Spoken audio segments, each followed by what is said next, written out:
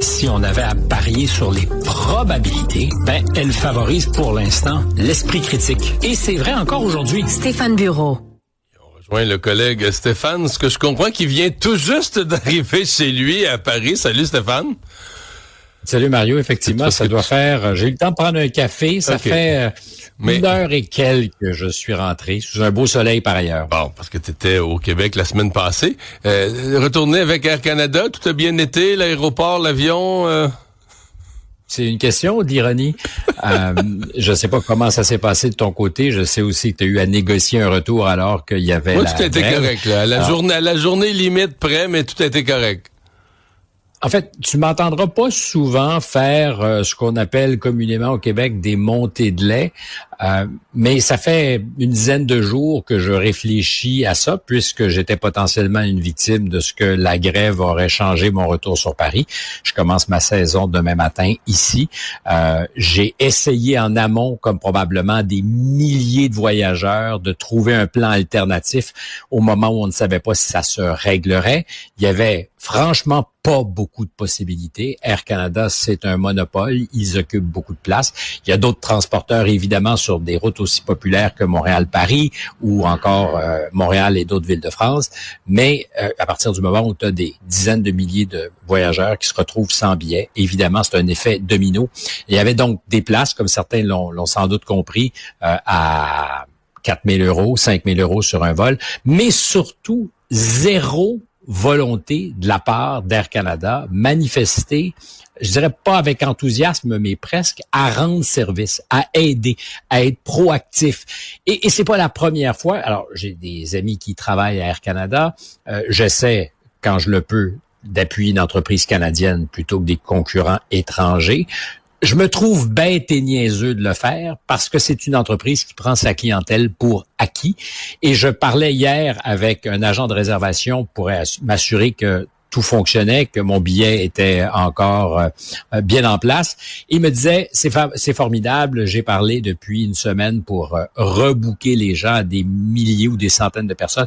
Tout le monde est gentil, tout le monde est sympathique, tout le monde est patient. Je me disais, comment se fait-il qu'on est si patient avec une entreprise qui, pour l'essentiel, avec ses employés de sérieuses difficultés, des relations de travail tendues, on l'a vu avec les pilotes l'an dernier, à répétition est prête à créer le chaos généralisé. On apprend que la solution, par les commentaires trop candides de la direction, c'est qu'on avait prévu que le gouvernement allait régler pour eux leurs problèmes de relations de travail. Et nous, collectivement, qui sommes bonasses, je sais pas comment dire, mais pas impatients, pas trop impatients, et acceptons ça. Et à aucun moment, je suis le premier à me viser quand je dis ça, se dire, plus jamais. Non, c'est pas sérieux. C'est pas du monde qui me respecte. C'est pas du monde qui est proactif quand vient le temps de faire en sorte que le client, qui particulièrement dans le contexte du transport aérien où c'est difficile, c'est compliqué, c'est stressant, une compagnie aérienne devrait être là pour faire en sorte que ça soit non pas le moins pire possible, mais certainement le plus agréable possible. C'est ce que je recherche. J'ai voyagé avec à peu près toutes les compagnies dans le monde, puis il y en a certainement qui se distinguent, et je ne comprends pas quand je monte à bord d'un avion d'Air Canada et qu'on me dit « Nous avons gagné pour la 88e année consécutive le prix de la meilleure compagnie » ou je sais pas quoi. Alors, je sais pas à quel endroit ont lieu les concours et qui est en compétition. Est-ce que c'est des autobus et des avions? J'ai aucune idée. Mais je suis toujours surpris et je ne doute pas de la bonne volonté d'une grande majorité des employés. Mais c'est une organisation qui, si on veut faire court, à défaut de mépriser ses clients, se balance complètement d'eux. Et je suis un voyageur fréquent, et c'est probablement parce que je suis pieds et poings liés avec mes avantages que je continue à faire affaire avec eux. Et même là, c'est un service approximatif. Quand on combine ça avec l'expérience aéroportuaire à Montréal, tu l'as probablement vécu, hier, j'ai été bloqué pendant 45 minutes pour faire une distance de 350 mètres. Alors, du centre-ville de Montréal à l'aéroport, 18 minutes. Ensuite, 35 minutes, comme plein de gens l'ont sans doute vécu, avec Waze qui a proposé un trajet alternatif, mais j'imagine qu'il a proposé ça à tout le monde en même temps. On s'est retrouvé dans un bouchon où les gens littéralement se battaient entre eux. J'ai vu des bagarres. On était c'était des auto-tamponneuses. pas d'organisation de la circulation. Finalement, des policiers sont apparus.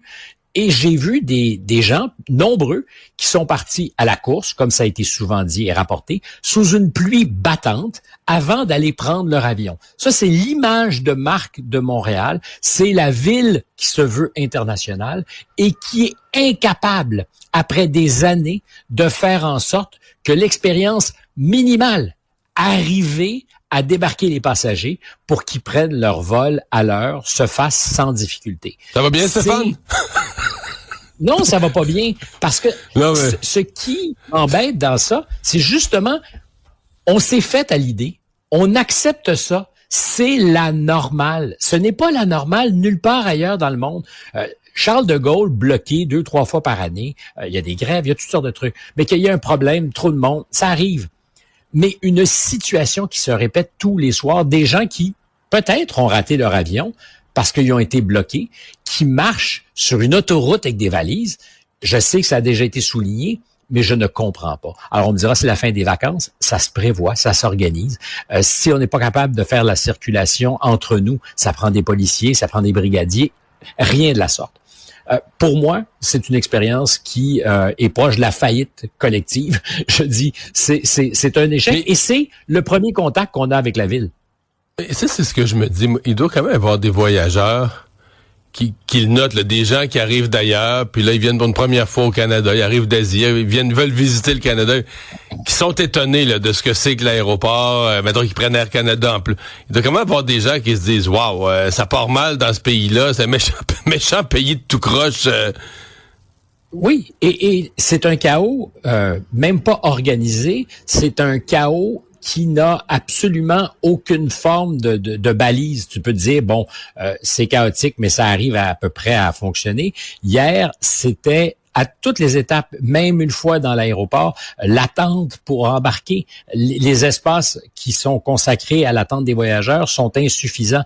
Un vol qui part vers Paris, qui est plein, comme c'était le cas, c'est 500, 450 passagers, je ne sais trop. Ben, c'est des queues qui entravent la circulation dans l'aéroport. Comment a-t-on pu, donc, concevoir un aéroport qui, au jour où tu le livres, est à peu près dépassé par l'affluence?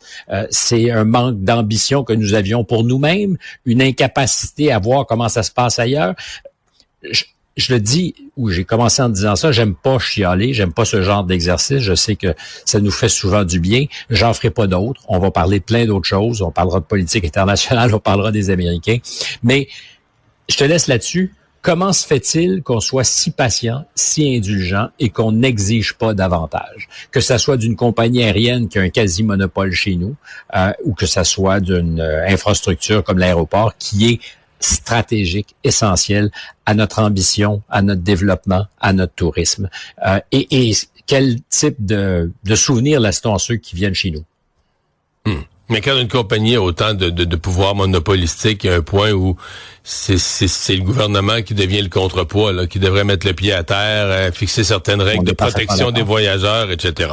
Bon, j'allais dire, si j'étais actionnaire, je ne pourrais pas concevoir que le patron de l'entreprise garde son job après ce qu'on a traversé. C'est pas un échec, c'est un échec cuisant.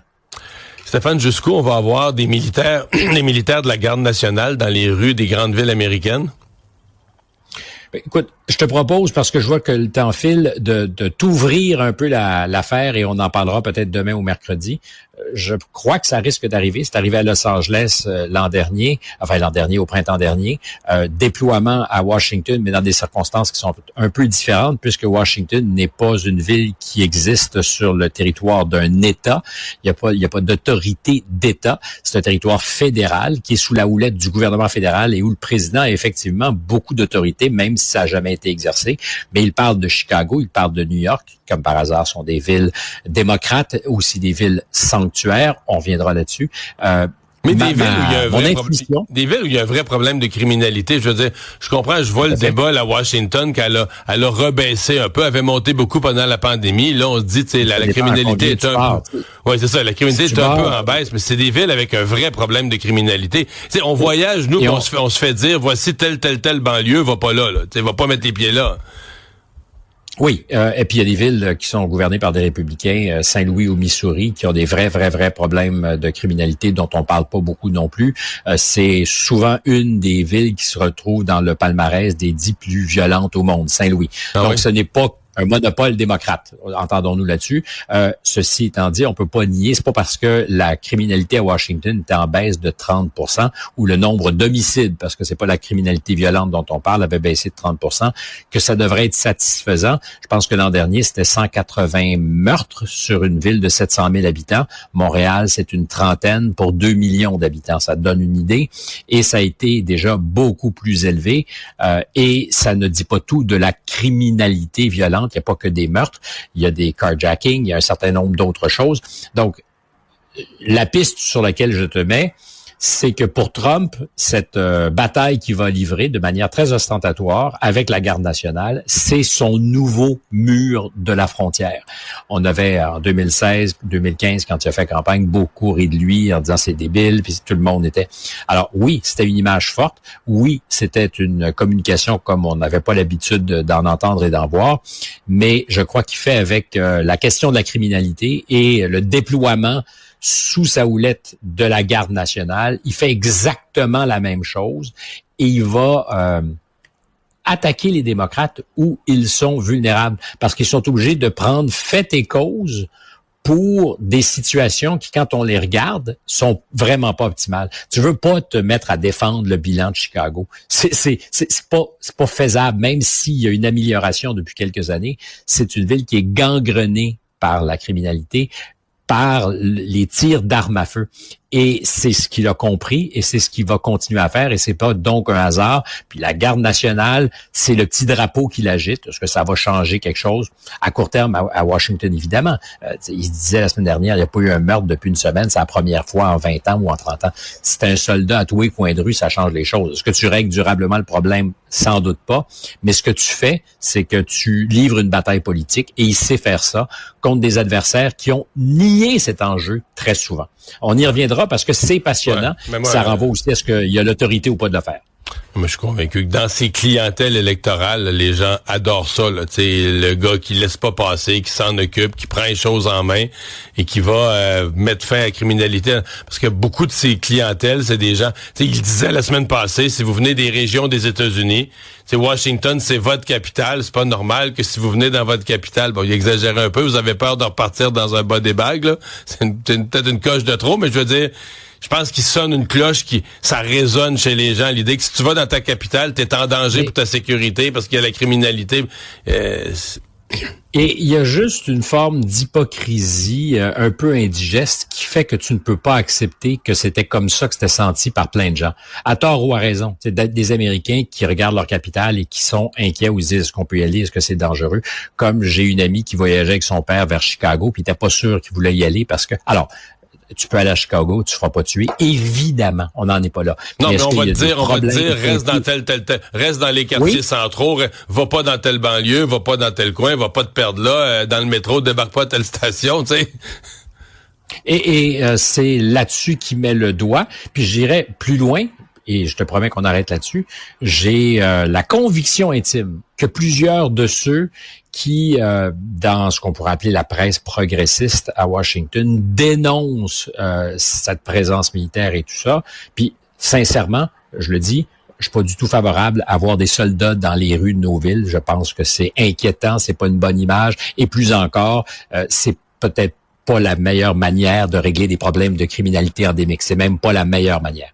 Mais je crois qu'il y a beaucoup de gens qui dénoncent et qui, dans leur fort intérieur, sont très contents de rentrer chez eux le soir avec l'impression que c'est peut-être un peu plus safe que ce ne l'était. C'est une hypothèse, je fais juste dire ça. Stéphane? Publiquement, ça ne sera pas dit. Merci beaucoup. Bon retour à Paris. Retrouve ta zénitude. Merci et demain matin, on s'était dit que ça serait court. J'ai essayé d'arrêter après 10 minutes. Là. J'avais mon cadran, tu m'as relancé. Je dis non c'est coupable. de ma faute. Salut, à demain. Non coupable.